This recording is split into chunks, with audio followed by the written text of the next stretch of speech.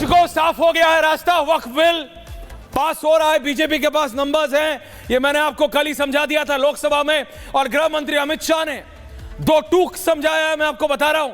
दो टूक, दो बातें जो गृह मंत्री अमित शाह की टिप्पणी जो इस बिल पे है उससे लेना चाहिए, वो ये कि ये बिल भारत के लिए है, हर एक भारतीय को मानना पड़ेगा। दो टूक कहा है, यह तब हुआ जब विपक्ष से किसी सांसद ने बोला, विपक्ष की तौर पर किसी सांसद ने बोला कि माइनॉरिटी, अकलियत इसको नहीं मानेगा, तो अमित शाह ने अनएम्बिगुइटली, क्लैरिटी से कहा इस देश का कानून है, भारत का कानून है, मानना पड़ेगा। दूसरी बात, दूसरी सबसे महत्वपूर्ण बात यह कि किसी भी सरकारी जमीन को भारत सरकार की या प्रदेश सरकार की किसी भी जमीन को, keep Amit Shah visuals on है, किसी भी भारत सरकार या राज्य सरकार की जमीन को वक्फ नहीं किया जा सकता। तो जितने कब्जे हुए हैं, जितनी मौलें बनी हैं, जितने प्लॉट कटे हैं, जितनों का किराया आ रहा है, उनके लिए क्लैरिटी से बोल दिया गया है, क्लैरिटी से, कि कब्जा नहीं करने देंगे। उन्होंने कहा और विपक्ष की ओर हाथ उठाते हुए कहा कि यह विपक्ष लालू प्रसाद यादव को याद किया और कहा कि लालू जी ने कहा था कि वक्फ के खिलाफ कड़े से कड़ा कानून लाओ और प्रधानमंत्री मोदी यही कर रहे हैं। उन्होंने कहा ट्रिपल तलाक और सीएए का कानून भी जब आया था तभी इसी तरह विपक्ष ने बोला था कि ये मुसलमान विरोधी है, ये मुस्लिम भाइयों बहनों के खिलाफ है। लेकिन गृह मंत्री ने विद कंप्लीट क्लैरिटी कहा है कि मुसलमान भाइयों को समझ आ जाएगा जब वो 9 लाख एकड़ की जमीन गरीबों को मिलेगी, जरूरतमंदों को मिलेगी, उस पे मॉल नहीं चलेगा किसी नेता का, उस पे कोई नेता प्लॉट नहीं बना देगा, उस वक्त की जमीन पे कोई फ्लैट नहीं बन जाएंगे, शॉपिंग आर्केड नहीं बनेंगे, होटल्स नहीं बनेंगे। अगर कोई भारत सरकार की जमीन है तो पहली बात और आखिरी बात यह कि वो वक्फ हो नहीं सकता। दूसरी बात उन्होंने कहा कि सिर्फ मुसलमान ही क्यों हो इसका चेयरमैन, वो कह रहे हैं मेरे पास पॉइंट है, मेरे से डिबेट करो, मुझे बताओ कोई और क्यों नहीं बन सकता। मैं सीधा सुना रहा हूं गृह मंत्री अमित शाह की टिप्पणी और उसके बाद we are going directly on the debate. गृह मंत्री अमित शाह स्टेटमेंट। यहां एक सदस्य ने तो कह दिया, एक सदस्य ने कह दिया माइनॉरिटी इस कानून को स्वीकार नहीं करेगी। क्या धमकाना चाहते हो भाई? संसद का कानून है, सबको स्वीकार करना पड़ेगा। स्वीकार नहीं करेंगे मतलब क्या है? कैसे बोल सकते हैं कोई हम कानून को स्वीकार नहीं करेंगे? एक कानून भारत सरकार का है, हर एक पर बंधन करता होगा और इसको स्वीकार करना पड़ेगा। गौरव भाटिया जी, स्वीकार करना पड़ेगा। मैं पूरा पैनल खोल रहा हूं, only me and Gaurav Bhatia ji on this. Legally speaking Gaurav Bhatia ji सिर्फ एक भारतीय जनता पार्टी के वरिष्ठ नेता और राष्ट्रीय प्रवक्ता की तरह नहीं, मैं आपसे एज एन एस लॉयर भी पूछ रहा हूं।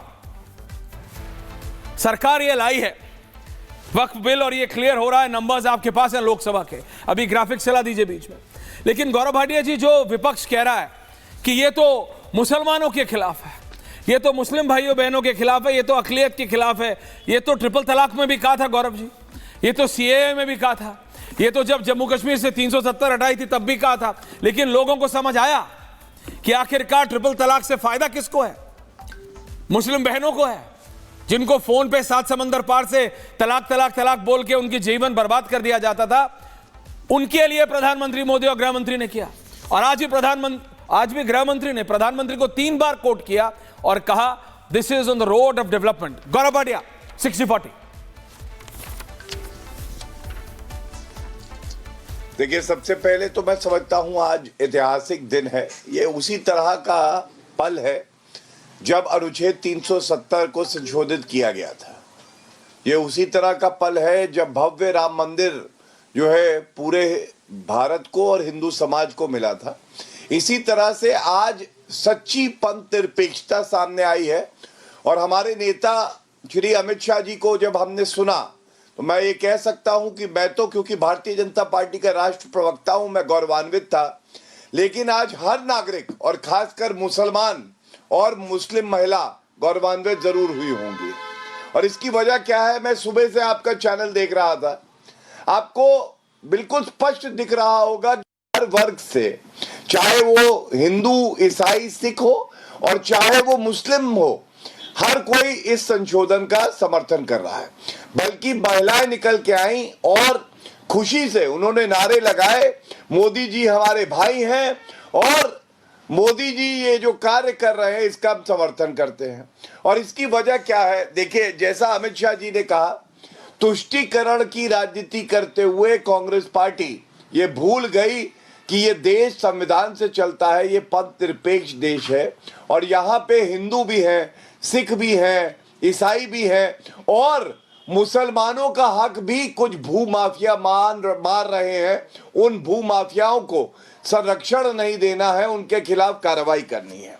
इसके बाद आज जिस तरह से बड़ी स्पष्टता से आपने भी उस बात को चिन्हित किया, अमित शाह जी ने बिल्कुल स्पष्ट बता दिया है कि जो वक्फ है, ये वक्फ कोई गैर मुस्लिम नहीं चलाएगा। ये मुसलमान मुतावली जो है वो मुसलमान ही होंगे। मैं समझता हूं ये भी जो भ्रम की राजनीति विपक्ष कर रहा है, इसको दूर करने का कार्य कर रही है। दूसरी बात जो उन्होंने कही, किस तरह से 123 ऐसी संपत्ति थी ऐश्वर्या जी दिल्ली में 2013 में और उसके बाद चुनाव से कुछ समय पहले 2014 में इन लोगों ने उसको सरकारी होने के बावजूद वक्फ को दे दिया था, तुष्टीकरण की राजनीति करते हुए। मोदी जी चुने गए, हमने वो बदलाव किया, तो ये अच्छी बात है। अब आप मुझसे पूछेंगे कि इस जो संशोधन है इसकी जरूरत और इसका लाभ। देखिए, सबसे बड़ा लाभ है संवैधानिक दृष्टि से जो तुष्टीकरण किया और अपील का प्रावधान समाप्त किया था उसको रिस्टोर किया जा रहा है। दूसरी बात, मुस्लिम समाज में भी जो और सेक्ट्स है, जैसे आगा खानी है, जिस तरह से वोरा समाज है, उनका प्रतिनिधित्व अब होगा। जो हमारे वक्फ बोर्ड होंगे ये स्वागत योग्य है। तीसरी बड़ी बात, कभी कभी हम देखते हैं कैसे धर्मांतरण करा के और प्रलोभन से या धमका के एक व्यक्ति की संपत्ति हड़प ली जाती थी। अब कहा गया है 5 साल तक प्रैक्टिसिंग मुस्लिम जब होगा तब वो संपत्ति वक्फ को दे पाएगा। चौथी बड़ी बात, महिलाओं का सशक्तिकरण। बोर्ड में महिला होंगी और साथ में कोई भी वक्फ होगा, अगर उससे कोई कमाई आती है तो मुस्लिम महिलाओं को भी उनका हक मिलेगा। ये कितनी योग्य बात है, ये कितनी सराहनीय बात है। अब इस पे आपत्ति क्यों कोई करेगा, ये मुझे नहीं समझ में आया।